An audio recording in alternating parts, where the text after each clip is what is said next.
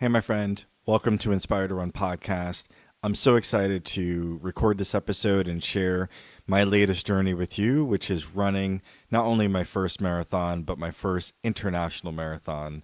And I learned a lot along the process. And, I want to share with you why I decided to run a marathon overseas versus here in the US, and what are the things that I learned kind of along the way. So I'm going to share with you 10 tips, you can call them do's and don'ts, as you're preparing for either your first marathon or your next marathon if it's overseas. So first I'll talk a little bit about why I chose, an international marathon. So about this time last year, I had set the intention to run my first marathon. And over the last few years, I have been kind of on this journey of doing things I've never done before related to fitness. And that included doing obstacle course racing as well as, different levels of road races, 4 miler, 5 miler, quarter marathon, all the way up to half marathon. And I felt like it was time for me to do my first marathon. And this is something, I've been thinking about for a long time. And I don't know if this is something that I would necessarily continue to do, but at the very least, I wanted to say at least I ran it once in my life. So I set the intention last year. And then, one of the big goals that I had around running a marathon was I wanted it to be memorable. And, I was thinking about, what if I could run one of the world majors? Like, that would be really cool and that would be memorable. And the one that's closest to me is New York City. So wouldn't that be great if I could run the New York City Marathon? And if there's, a few different ways you can get into some of these marathons, like the world majors. Number one, you can qualify by time, which I wasn't really in a position to do. But you can also do the lottery, which depending on the marathon, you may get in, you may not. And you could do a fundraiser, or, specific to New York City, you could do what they call the 9+1. And the 9+1 is you run 9 races in New York City, sponsored by the New York Roadrunners, and do you volunteer for one race? And I live relatively close to New York City, but not close enough to run 9 races and volunteer for one. I mean, that would be pretty much my entire race season for the year. So that wasn't really an option for me. So I was probably about late spring, early summer, where, I just really found out that I wasn't going to be able to get into the New York City Marathon. But I still had that goal to run it this year, to run a marathon. And I wanted it to be memorable. And I don't even know how it came to me, but I just thought about this marathon called the Beaujolais International Marathon in France that my friends have run in the past and they've told me about. And, I spent a lot of time in France over the last, almost 10 years. I love being in France. I love the culture there. I love the areas that I visited, and I have a number of friends there. And I just thought to myself, wouldn't that be so cool for me to run my first marathon in France? And that would definitely check the box for being, a memorable marathon. And, I'm sure I can get other experiences and other races across the U.S., but this one was not only special because it was in a place that I knew and I really enjoyed being in, but it also gave me the opportunity to run the race with friends. And that was something that was really cool because that's not something I get to do very often, especially for road races. So immediately I, contacted my friends. I was like, this is what I want to do. And, and I signed up for the race. And what I like to do is kind of share with you a little bit of the story as I share with you kind of these 10 tips to make sure that you have a smooth and successful experience if you're planning to run your first international marathon. And let's just kind of get into it. So I'll share with you, starting with number one, is you want to research the course and the weather. So this is one that I got half right. So the part that I got wrong was I didn't research the course. So and it's something I don't normally do with races, even if there were U.S. races. I just don't normally look at the course, and I really should.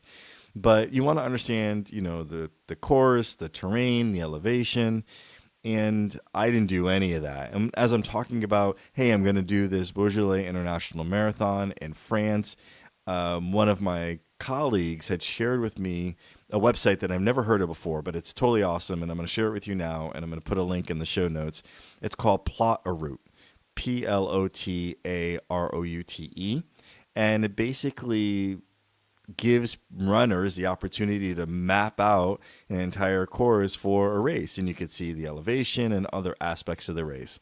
And one thing that I learned about this race pretty much a week before was that it was super hilly.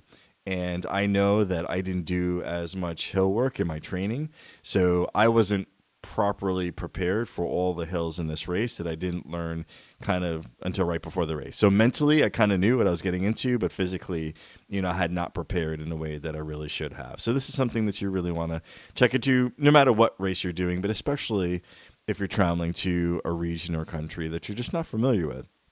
I would say, check this out. And this worked for a race in France. I'm sure it's going to work in a lot of places in other countries. So that was one thing. But I would say that, even though it was hilly, the course was absolutely beautiful. This was such a beautiful area. I mean, you're basically running in wine country.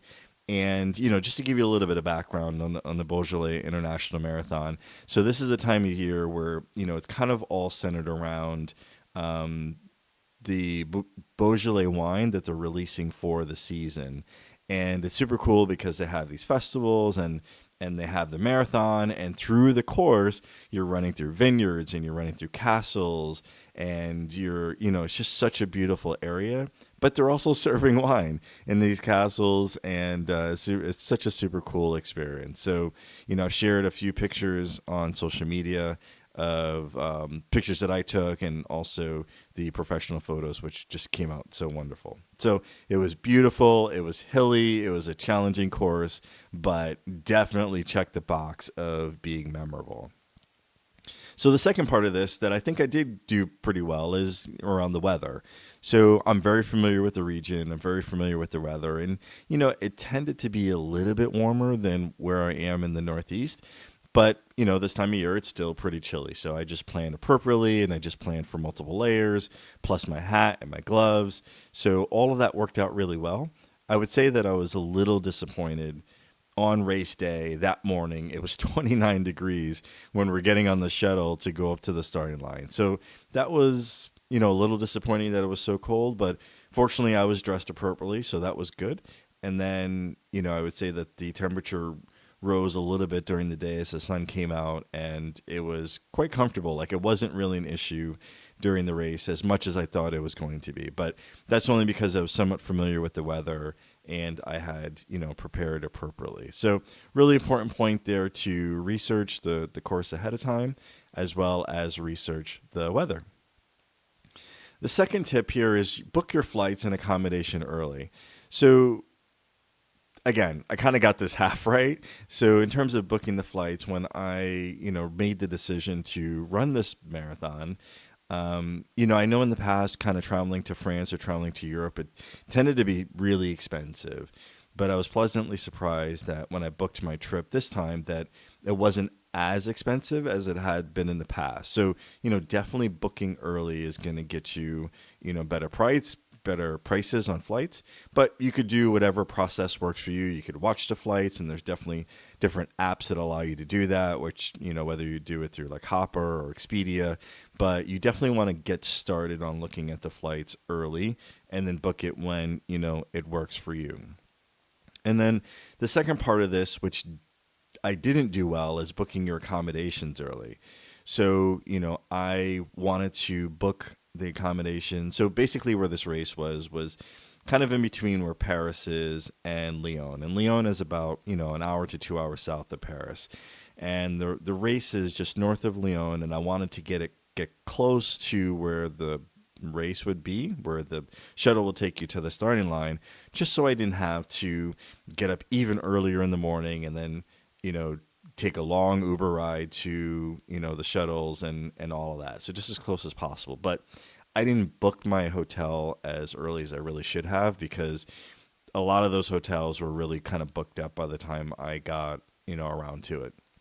So in my case, it worked out okay because I did book a hotel in Lyon, and I'm very familiar with the city, I can get around Lyon, very well. It's beautiful. It's got a lot of great places to eat, a lot of, beautiful place to run. So it kind of worked out the way I did it anyway. But again, I really should have booked it a lot earlier just so I don't have that stress of like, where am I going to stay and how am I going to get to the race? So that's tip number 2 is make sure you book your flights and your accommodation early.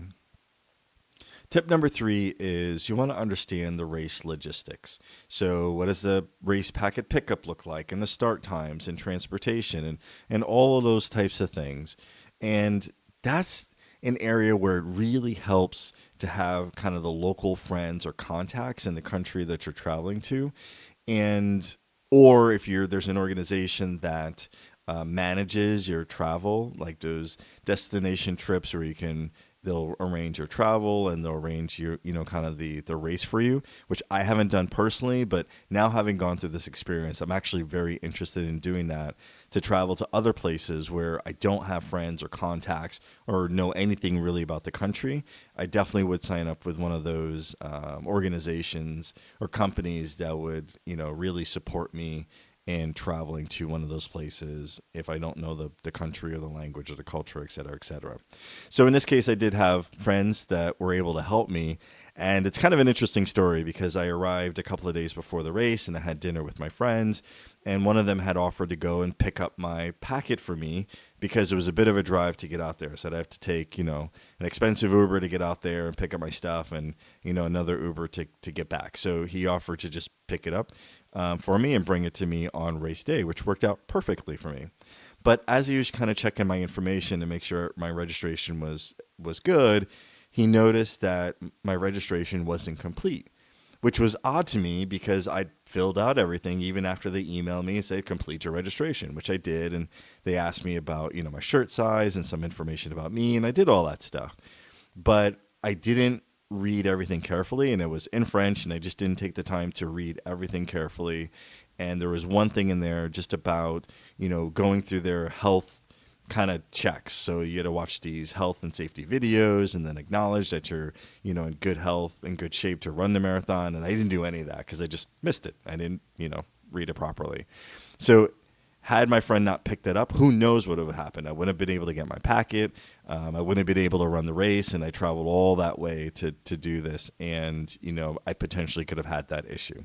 So it's just really helpful for you to understand those logistics and have someone help you through that process, whether it's someone you know or some, company or organization who's arranging everything for you.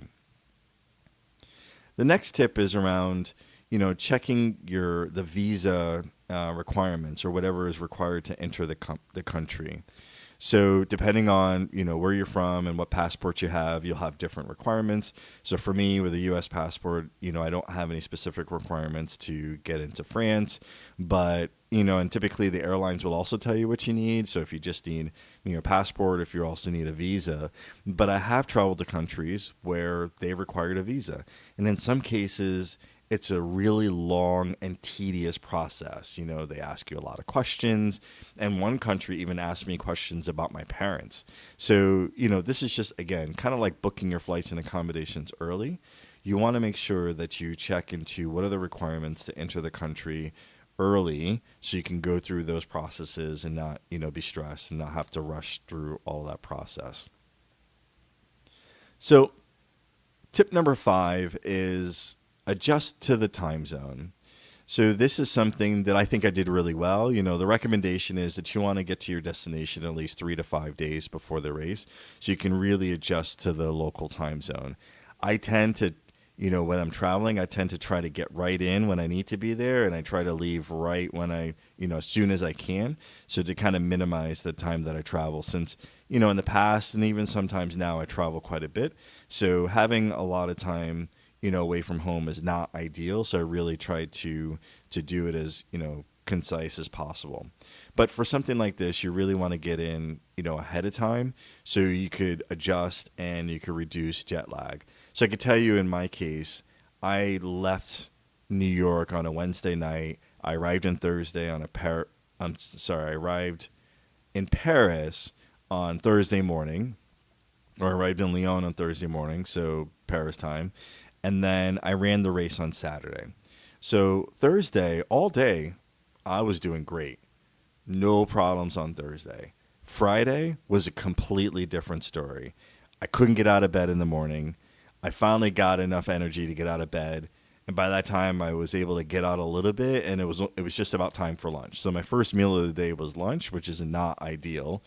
And then even after lunch, I even slept for another hour. And then after that, I was okay. So I stayed up quite a bit. And I was able to do my shakeout run and do some other things during the day. And then that night, I got a better night's sleep, and I was really ready for Saturday. But had I did what I normally do, and which is get in maybe like one day before, I would have been in really bad shape for the marathon. So super happy that I was able to get in at least a couple of days before, adjust to the time zone, and then I got ready for that Saturday for the International Marathon. So the next one is pack smart and really pack what you need. Pack the essentials of what you need. So for me, I carry my the clothes I think I'll need. I carry my hydration, my nutrition, and I've kind of really learned this in the past from my travel. Depending on the country that I go to, the things that I need aren't always available in that country or easily accessible. So there's certain things I just tend to bring with me. And yeah, so just really think about what it is that you'll need for your time overseas, and then think about what you'll need for the race and make sure you pack those things, appropriately. Next is plan for your hydration and nutrition. So it's a little bit similar to the last tip, but very specific to number one, hydration during your trip itself, and number two, for the race. So for the trip itself, especially for long overseas flights, it's easy for someone to become dehydrated. So very, very important for you to, consider that and hydrate appropriately, not only during your travel, but have the appropriate hydration during the actual race. So that's what I did, and I'll talk a little bit about what I did for travel in the race and what I do. So what I do for just general hydration is that I use Arbonne for electrolytes as well as for immunity. So that's kind of my everyday hydration. Then for the race, I do a combination of things. One is I use LMNT, which is sodium-based electrolytes. So I do that. I don't drink it when I'm running. I'll drink it like maybe before or maybe after or maybe both. And then during the race, I will drink Tailwind Nutrition. And Tailwind is sugar-based electrolytes. And the cool thing about Tailwind is it has calories. And there's a version of it with caffeine and a version without. So what I'll do is I'll just kind of mix both. So I don't have too much caffeine in each of the bottles of water that I bring with me, but I get that, enough caffeine and enough calories to get me through the race. So that works out really, really well. So again, I use Arbonne for my normal daily hydration. I use LMNT, the sodium-based electrolytes, and I do that kind of leading up to the race and then after the race. And then during the race, I use Tailwind Nutrition, which is sugar-based, and it has the calories and the caffeine that I need. So that's what I use. Obviously you use what, works for you, but those are the things that's really kind of worked for me. Next is really kind of know, the language and the culture based on where you're going. So, again, this was an opportunity to go to a country that, I'm very familiar with. And I love being there, and I know a little bit of the language, but, my French is terrible. So I know a little bit of Spanish that kind of helps me a little bit. Plus, I spent some time in the country, so I can understand a little bit. But for me to be able to fully understand or fully speak, that's just not the case. So in this case, having friends, local friends or contacts there that can really help me when I need it, especially it relates to language and communication, is super, super, super helpful. Next is, you want to set realistic expectations. So for me, I had really just broad goals for this marathon. Number one, I wanted it to be memorable. So again, kind of doing this trip overseas in this beautiful, essentially wine country, absolutely kind of check that box. And I'll talk a little bit about, my experience in the race there. But I also wanted to enjoy the race and also not feel like I was dying the entire time. So, I kind of set my goals accordingly, and I'm thinking, okay, if I do, 4.5 hours, that's really a decent time for me based on what I've done for my half marathon time. I think that's a decent pace for that, and also given how I've been doing my training.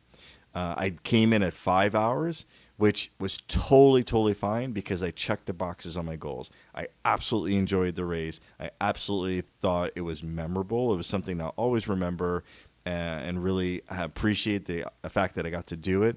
And and I didn't feel like I was dying the entire time. Now, don't get me wrong. It was definitely a hard race. Like if you've never run a marathon before, or if you run a race for the first time, it's definitely hard. And I feel like even the last 3 miles felt like 20. So it was difficult, but it wasn't. I didn't feel like I'm not gonna make this. Like I just kind of pushed through and I ran the race at my pace, and I felt really good about my performance and my time. So whatever your goals are, whatever your expectations are, just set realistic expectations. Because remember, if you're thinking about an international marathon, you're running in a place that you may or may not have been before, you may or may not be familiar with, and if you're trying to compare it to something else, that might not be realistic. So just really kind of think about like what's important to you and kind of set your expectations appropriately.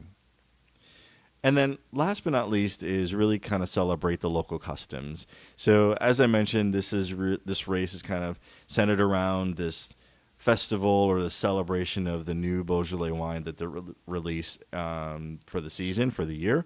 And it's just such a beautiful, I would say, event. So the runners, I think I read like 60% of the runners dress up in costumes, and then they have wine and food on the course and in the castles, and you're running through vineyards, and it's just all super beautiful and just wonderful. And just take the time to really enjoy and celebrate that, no matter where it is that you're running and no matter what it is. And of course, if wine or alcohol or whatever the case is not your thing, that's fine. Then pick a country or pick a race that has some sort of theme and is aligned with something that you enjoy and that you like and aligns with you. So that's the last thing, is really just kind of not only go to run the race, but really celebrate and enjoy and partake of all that it has to offer. So those are the 10 tips that I wanted to share with you, and the things I think I did well and the things I did not do well that I could definitely do better the next time. But all in all, just running through the vineyards, running up and down the hills, running into and out of the castles, and then to the finish line in the city with everybody cheering was just an amazing experience.